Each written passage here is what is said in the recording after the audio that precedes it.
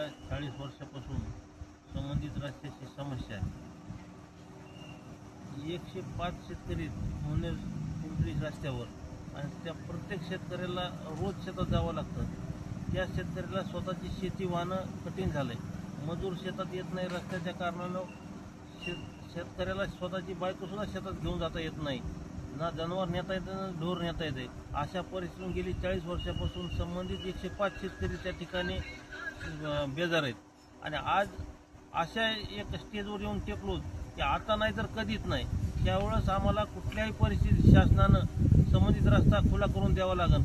कारण आमची अशी हेळसांड होईल, ज्या ठिकाणून आम्ही जातो तर आमची कुत्र्यापेक्षा बेकार कंडिशन झाली. ह्यानं हाडहाड करावं त्यानं हाडहाड करावं अशा परिस्थितीमध्ये आम्ही गेली 30-35-40 वर्षापासून शेती आणि शेती कसत आहोत.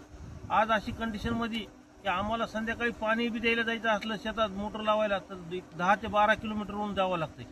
आणि उद्या पाऊस पडला, उद्या पेरणीचे दिवस आहेत, आम्हाला शेतात मजूर सुद्धा नेता येत नाही किंवा घरच्या बाया पोराला सुद्धा शेतात घेऊन जाता येत नाही पाऊस पडल्याच्या नंतर. आणि अशा कंडिशनमध्ये आम्ही 35 वर्षापासून शेती करलो. आज आमची एक पिढी गेली की रस्त्याविना एक पिढी झाली की त्यांना जाताच आलं नाही शेतात. आज आम्ही याला कुठल्याही परिस्थितीत तहसीलदार साहेबाला आमची विनंती की तुम्ही दिलेल्या 22 तारखेपर्यंत आम्ही त्या 22 तारखेवर ठाम आहेत. तुम्ही 22 तारखेला आम्हाला येऊन या ठिकाणी भूमी अभिलेखचे लोक घेऊन पोलीस पुरवठा घेऊन आमचा जो पिंपरी पवनी रस्ता आहे ते आमच्या शेतकऱ्यांसाठी खुला करून द्यावा.